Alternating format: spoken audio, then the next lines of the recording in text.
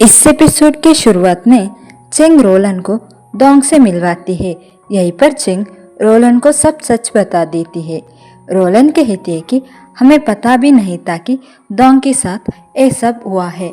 Cheng aunty से कहती है कि मुझे माफ़ कर दीजिए, ये सब मेरी वजह से हुआ है। रोलन चेंग से कहती है कि हाँ, ये सब तुम्हारी वजह से ही हुआ है। तुमने सिर्फ डोंग को चोट नहीं पहुंचाई हो, बल्कि हमसे झूठ बोलकर हमें भी चोट पहुंचाए हो, और तुम डोंग के जगह उसके भाई को ले आए हो जो बिल्कुल उसके जैसे दिखता है। तुमने पूरी फैमिली को धोखा दिए हो। चेंग आंटी से कहती है कि मुझे माफ़ कर दीजिए। रोलन कहती है कि डोंग हमारे वजह से ही ऐसा बन गया है, क्योंकि हमने उस पर ध्यान नहीं दिया। हमें पता नहीं चला कि वो स्मोक कर रहा था। तुमने खुद को बचाने के लिए डोंग पर हमला किया। और वो पूछती है कि तुमने कहा कि तुम्हारे लिए इन सब से ज्यादा कुछ जरूरी था। क्या वो तुम्हारे पेरेंट्स के बारे में है? चेंग कहती है कि हाँ, लेकिन सच अभी भी सामने नहीं आया है। मुझे कुछ पता चलेगा तो मैं आपको जरूर बताऊंगी। रोलन चेंग से कहती है कि डोंग जल्दी से ठीक हो जाएगा।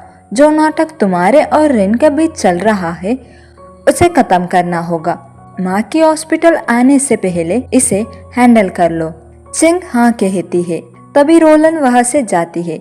रोलन के जाने के बाद चेंग रोती है और सॉरी कहती है। ये सबको रोलन सुन लेती है और वो भी रोती है। फिर चेंग दुखी होती है और ड्रिंक्स करती है। दूसरे ओर रेन को होश आता है और चेंग को ढूंढता है। रेन चेंग की डांसिंग शो देखता है। रेन चेंग का पास जाता है। चेंग सो रही होती है। रेन चेंग के पास बैठ जाता है। रेन की नजर चेंग की हाथ का निशान पर पड़ता है। रेन को उसका चाइल्डहुड मेमोरी याद आता है, जहाँ पर वो चेंग से मिला था और चेंग के हाथ पर वो मारा था। इसके वजह से चेंग का हाथ में खून निकालने लग जाता है। रेन को पता चलता है कि चेंग वही लड़की है जो उसे बचपन में मिली थी। रेन चेंग के बारे में सोचता है कि एक किस्मत है, शायद इस वजह से ही मैं हमेशा तुम्हारे साथ रहना चाहता हूँ, पर ये नहीं हो सकता है। तुम और मैं एक दूसरे के लिए नहीं बने हैं, हम कभी क्लोज नहीं आ सकते हैं। चेंग जाग जाती है। चेंग रेन से पूछती है कि तुम कैसे हो, क्या तुम ठीक हो? रेन कहता है कि मैं ठीक हूँ। रेन चेंग को ओके देता है। चेंग रेन को थैंक यू कहती है और पूछती है कि मैं तुम्हारे लिए क्या कर सकती हूँ। रेन चेंग से कहता है कि मैं चाहता हूँ कि तुम मेरे लिए डांस करो। चेंग रेन से पूछती है कि तुम मुझे डांस करते हुए क्यों देखना चाहते हो? रेन कहता है कि मैं तुम्हें वैसा डांस करते हुए देखना चाहता हूँ जैसे तुम डांस करना पसंद करते हो। तभी चेंग रेन से पूछती है कि क्या तुम्हें पियानो बजाना आता है? रेन कहता है कि मुझे मेरी माँ ने सिखाई थी।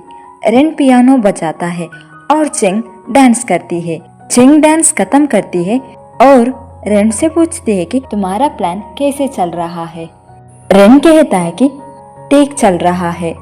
चेंग रेन से कहती है कि मैं डोंग से मिलने गई थी। डॉक्टर ने कहा कि डोंग ठीक हो रहा है, कुछ दिनों में उसे होश आ जाएगा। रेन दुखी हो जाता है। चेंग रेन से कहती है कि डोंग ठीक हो रहा है, मुझे वो चीज़ मिल गई है जो मुझे चाहिए थी, इसलिए हमें अब ये नाटक खत्म करना होगा। रेन रो रहा होता है। चेंग वहाँ से चली जाती है। रेन चेंग के पीछे जाता है पर बीच में ही रुक जाता है। दूसरी तरफ चेंग भी रो रही होती है। रेन चेंग के बारे में सोचता है और रोते हुए पियानो बजाता है। तभी हम एक फ्लैशबैक देखते हैं जहाँ पर रेन छोटा बच्चा होता है। रेन के पीछे कुछ बच्चे पड़े होते हैं। रेन उनसे छुपने के लिए एक गाड़ी में जाकर बैठ जाता है। गाड़ी में चेंग होती है। चेंग गाड़ी का दरवाजा बंद करने लगती है, पर रेन चेंग को गलत समझ लेता है और चेंग को मारता है, जिसके वजह से चेंग के हाथ थोड़ा कट जाता है। चेंग रेन से कहती है कि मैं दरवाजा बंद करी ताकि वो तुम्हें ढूंढ ना पाए और अंदर ना आ जाए। चेंग रेन के जख्मों पर दवाई लगाती है। रेन चेंग को थैंक यू कहता है और अपना पियानो चेंग को देता है। चेंग रेन से कहती है कि क्या तुम्हें पियानो बजाना आता है? मुझे डांस करना आती है। किसी दिन तुम पियानो बजाओ और मैं डांस करूंगी। रेन हाँ कहता है।